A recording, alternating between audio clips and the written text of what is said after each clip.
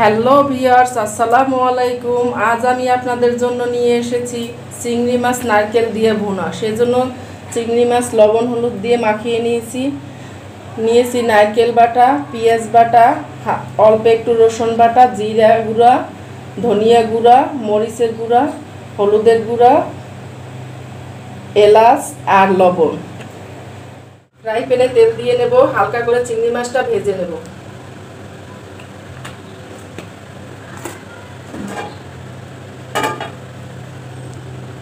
তেলটা গরম হয়ে এসেছে, এখন একে একে চিংড়ি মাছ ছেড়ে দিব।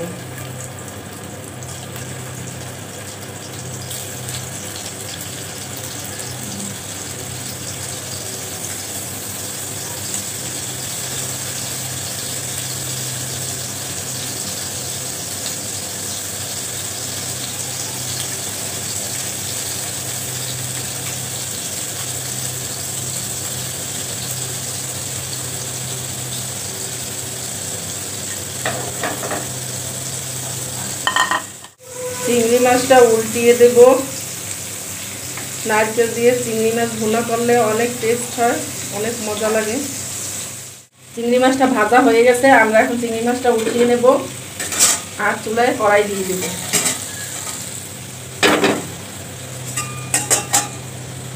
কড়াইতে এখন আমরা তেল দিয়ে দেব।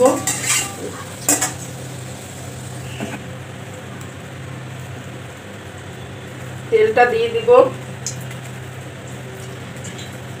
2 টেবিল চামচ মতো তেল দিয়ে দিব।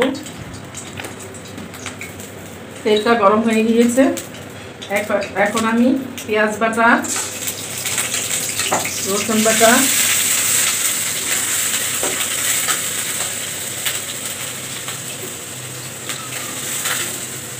এলাচ, হলুদের গুঁড়া, মরিচের গুঁড়া, জিরা গুঁড়া সবগুলো একসাথে দিয়ে দিব।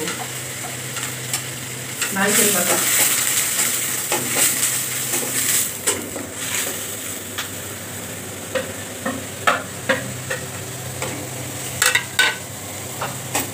মশলাটা কষানোর জন্য একটু পানি দিয়ে দিব।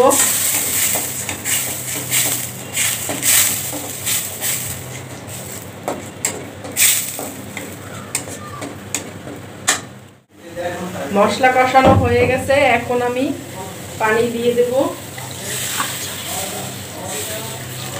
পানিটা ফুটে উঠলে তারপরে চিংড়ি মাছটা দিয়ে দেব।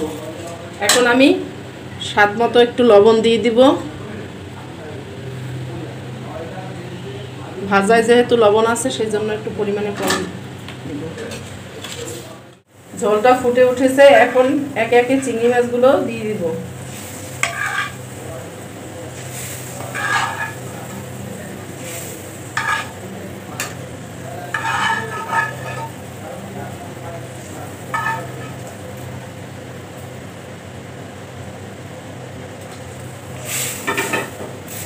চিংড়ি মাছটা এখন ঢেকে দিব, তারপরে উঠানোর আগে ভাজা মশলা দিয়ে দিব। দুটো তেজপাতা দিয়ে দিব। আমাদের চিংড়ি মাছ ভুনা হয়ে গেছে, এখন আমরা গুঁড়ো মশলা ছিটিয়ে নেব। নামিয়ে নিয়েছি চিংড়ি মাছটা, এখন গুঁড়ো মশলা ছিটিয়ে নেব। ভাজা জিরে আর এলাচ গুঁড়ো। প্লিজ লাইক বাটনে প্রেস করে দিবেন এবং আরও নতুন নতুন ভিডিও পাওয়ার জন্য সাবস্ক্রাইব বাটনটি অন করে দিবেন। Thank you. আল্লাহ হাফেজ।